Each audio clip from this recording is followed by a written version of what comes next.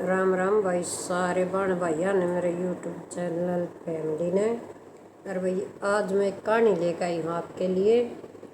तो सुनियो और बताइयो आपने किसी लगी। तो कहानी है आइला की। आइला नाम आपने सुना भी होगा, पढ़ा भी होगा और देखी भी होगी। रामायण में श्री राम जब वनवास में रामलीला में दिखाया भी था कि वनवास के समय जब पत्थर की शिला पैर ला था राम ने, और जब वह स्त्री बन गई थी तो वो आइला थी। और भाई वो शराब किसने दिया था तो इस कहानी में पूरा सुनियो और पूरी देखियो भाई, इसने ध्यान था। और कमेंट में बताइए फिर आपने किसी लगी। तो महर्षि गौतम की पत्नी थी आइला। गौतम की पत्नी थी ज्ञान में अनुपम आइला, सौगरिक रूप से गुणों से संपन्न थी। भाई वो तो ऋषि था और वह अपने घर के उसमें पतिव्रता के उसमें थी। तो अपने अतुलनीय सौंदर्य मतलब सुतरी बहुत थी और सरलता के कारण वे अपने पति के प्रिय थी। भाई सुतरी भी थी और अपने काम में निपुण थी, किसी छल कपट नहीं था। तो अपने पति की वह बहुत प्यारी थी। इसके साथ वे अपने पति के प्रति पूर्ण रूप से संप्रीत थी। वो अपने पति से बहुत प्यार करे, तो इसलिए उसने सती आइला का नाम मिला था। दोनों पति पत्नी धर्म का पालन करते हुए प्रेम रस से परिपूर्ण अपने परिवार में बहुत प्यार से रहते थे। एक दिन उनके प्रेम को अचानक बुरी नज़र लगी। भाई वो क्या करे न, अक भाई नज़र खा गई न, नज़र तो पत्थर नहीं पाड़ दी। तो भाई उनके परिवार को नज़र लगी। यह बुरी नज़र किसने लाई तो सुनो। देखो देवी देवता में भी इतना वो था, देवराज इंद्र ने। यह बुरी नज़र देवराज इंद्र की जो आइला की सुंदरता पर आकर्षित हो गया। उनका प्रेम पाने के लिए भाई उसका बेचैनी होगी। वो भाई बहुत उतावला हो गया कि इसका मन प्रेम मिला। इंद्र को महर्षि गौतम की देवीय शक्तियाँ का तो सामर्थ्य ज्ञान था। गौतम ने तो देवियों की शक्तियों का ज्ञान था। इसके साथ ही वह आइला के प्रति निष्ठ होने से भी, सत्य से भी परिचित था। भाई उन वेरा था कि मेरी पत्नी है और अपने धर्म पर है। इसके साथ ही वह आइला था तो इंद्र के पास इन शक्तियों तक पार पाने का सामर्थ्य नहीं था। इंद्र ने नहीं बेरा था स्त्रियां में कितना कौन किसी स्त्री नहीं था। तो भाई वह आइला का भूलना भी नहीं चाहता, उन्होंने बेरा भी था। आग भाई गौतम इतना वो हार भाई वो आइला ने भूलना भी नहीं चाहता। अतः वह सवै ही समित कर सही अवसर का मतलब प्रतीक्षा कर रहा था कब शीतन आइला में लहर में उसका प्रेम में डूबू। तो भाई समय अपनी गति से चल रहा है, टाइम बलवान हुआ। एक दिन महर्षि गौतम ने अपनी आइला से अपनी पत्नी से कहा कि मन में कुछ विशेष काम आ गया और जरूर यो करनी है। मन सिद्धि अपनी सिद्धि प्राप्ति के लिए कम तक कम भी 6 महीने लगेंगे। और 6 महीने में मैं एकांत वन में जाकर और अपनी भक्ति में लीन रहूँगा और 6 महीने के बाद आऊँगा। तो भाई 6 महीने के बाद आऊँगा। तो वह उसने कहा ठीक है। आइला ना उन तक अपने सहमति देते हुए उनकी प्रतीक्षा करने की बात कहे और विदा कर दिया। तक मैं 6 महीना तक आपकी प्रतीक्षा करूँगी और आप चले जाओ। तो विदा कर दिया। विदा कर दिया तो भाई चले गए। तो अपने इंद्र तो अपने बाट देखे था। बस विदा करते इंद्र ना था अपना मौका मिल गया। उसी टाइम अकयू कब लेकड़े तू देखता रहा था और मैं इसका घर जाऊँ। तो ऋषि के जाते ही महर्षि गौतम का भेष बदला। इंद्र महाराज ने महर्षि गौतम का भेष धारण कराया और पहुँच गया। तो वो अपना पति ने वापस देख के आइला और चौंक गई एकदम। तो वही 6 महीने की कह गया था और न्यू क्यों करा गया। तो उसने प्रेम जताते हुए कहा कि उनके सौंदर्य मतलब आप इतनी सुंदर हो अब मैं जा नहीं सका, इसलिए वापस आ गया। वन में जाने तो मेरा मन नहीं करया, मैं अपना छोड़कर नहीं जा सकता, इसलिए तपस्या का विचार छोड़ दिया, वापस आ गया।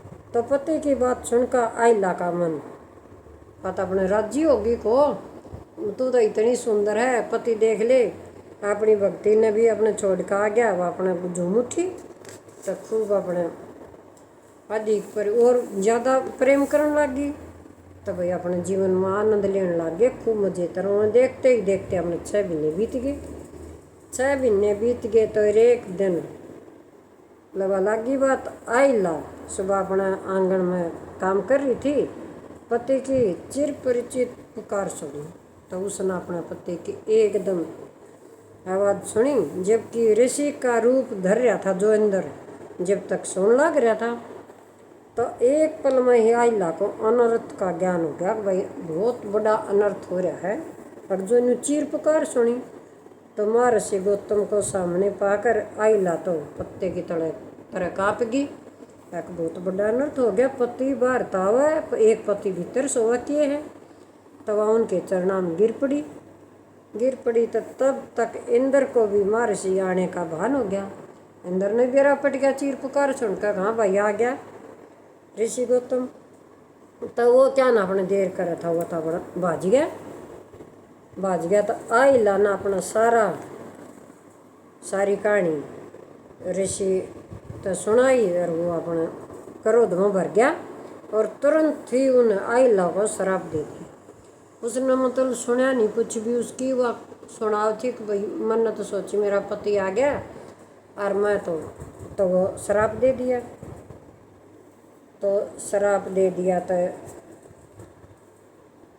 जिस स्त्री को अपने पति के संपर्श का कठोर व्यवहार किया है, जिस पति के तन तू भी पत्थर की हो जाए। उन्होंने बोला जिसका गिल तन अपना पति मान रही थी, उसका गिल रही थी, तो तू भी पत्थर की हो जाए, यूँ श्राप दे दिया।